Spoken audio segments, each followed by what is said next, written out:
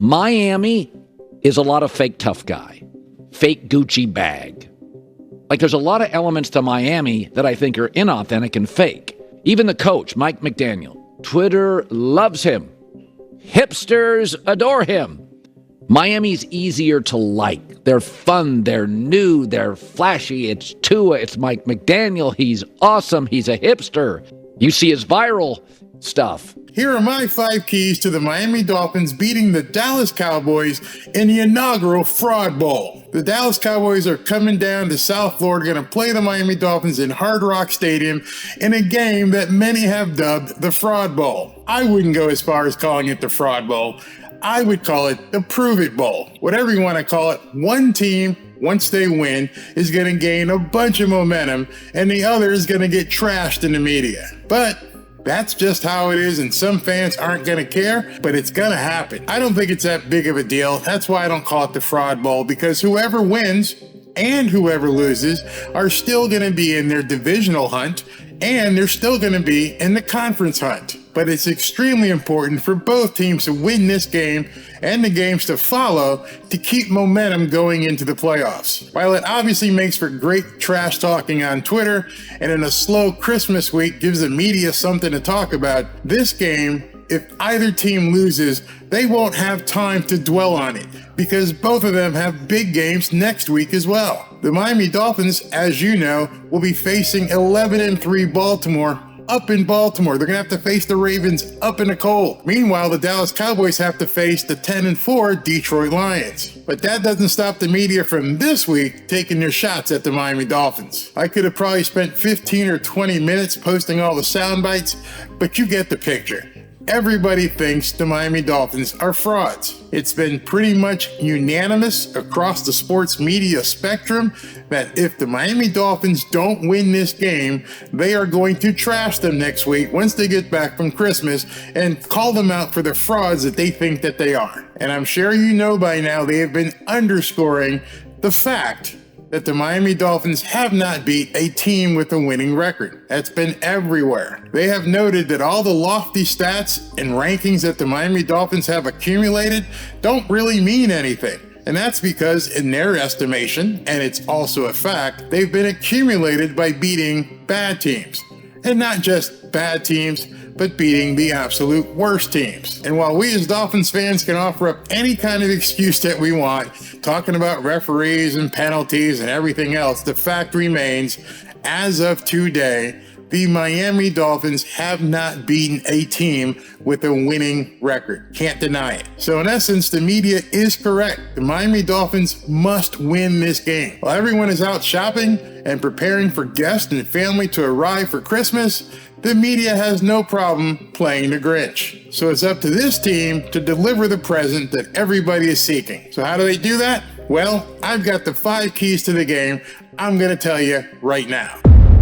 Number 5. Everybody says that the Miami Dolphins have to run the ball. That's just pretty much a given. But what people aren't understanding is that the Dallas Cowboys are vulnerable to the power running attack. When you watch the Buffalo game, you go back in their film, most of the runs, most of the damage that James Cook did happened between the tackles. Mike McDaniel is so used to doing sweeps and getting people on the outside, that actually plays into the Cowboys' strength, their speed. They're going to have to go mano a mano. They're basically going to have to punch the Dallas Cowboys in the face and drive the ball between the tackles. If the Miami Dolphins want to punch the Cowboys in the face, they're actually going to have to punch them in the face. They're going to have a power running game. If you see Miami running a lot of runs to the outside, this isn't the team to do that with. This is the team to go directly up the middle, let the offensive line make openings, get holes, run the ball between the tackles. If you run outside, you're going to let the Cowboys' speed catch up. Number 4. The Dolphins have to open an early lead. We have watched week after week as this team has started slowly. Did you know in the 4 losses this year, the Miami Dolphins haven't had great scoring in the first half? Against Tennessee, they only scored 7 points in the first half. Against the Eagles, they only scored 10 points in the first half. Against the Bills, they only scored 14 points in the first half. And against the Chiefs, big goose egg. They didn't even score in the first half. The Cowboys are 10-4. They're not one of the cupcakes that have been on the Miami Dolphins schedule. You are going to have to score early and often. Number 3. We all know that protecting Tua has been a priority for this Miami Dolphins offense. They've been able to do it because Mike McDaniel has schemed an offense wherein Tua has gotten rid of the ball in 2.2, 2.3 seconds. He's going to have to do that against the Dallas Cowboys. Why? Because Micah Parsons has an average of getting to the quarterback in 2.5 seconds. There is scant room for error. Tua's getting rid of the ball in 2.3. Micah Parsons is crushing quarterbacks in 2.5. You got 0.2 of a second difference there. You got to get rid of the ball because Micah Parsons is coming, and this offensive line is not going to stop Micah Parsons. All you can hope to do is slow him down. Number 2. If Zach Martin, who's hurting, and Tyron Smith, who's hurting, play against the Miami Dolphins, they will be facing a formidable offensive line. They haven't practiced yet this week, but if they do end up playing, that is going to put some serious pressure on Bradley Chubb and also on Zach and Christian coming up the middle. If they play, the Dolphins will not get the kind of pressure that they put on Zach Wilson. Dak Prescott will not be pressured if those two guys play. Unless, of course, Vic Fangio changes up and decides to blitz more. A lot more.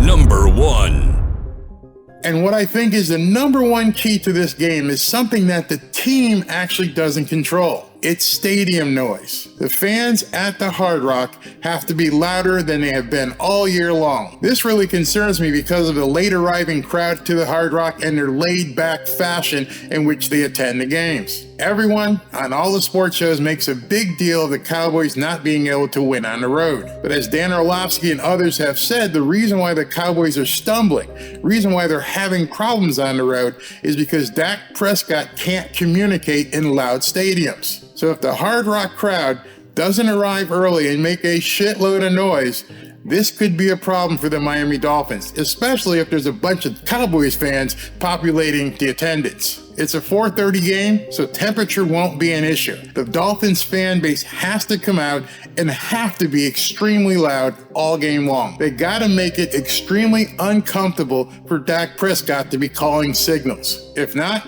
the Dolphins defense might be in trouble. And here's a bonus key for you.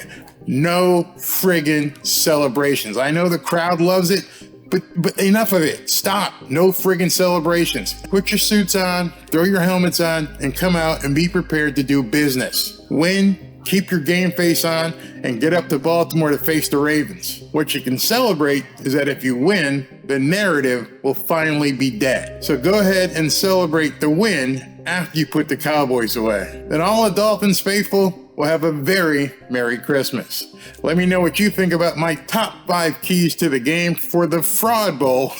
I can't believe people call it that. The top 5 keys to the game for the Miami Dolphins beating up on the Dallas Cowboys. And if you'd like to join me on my live broadcast, go ahead and click right here and you'll be notified right before I go live at 4:05 p.m. Talk to you soon. Fins up. Is anybody catching on to this Barry guy?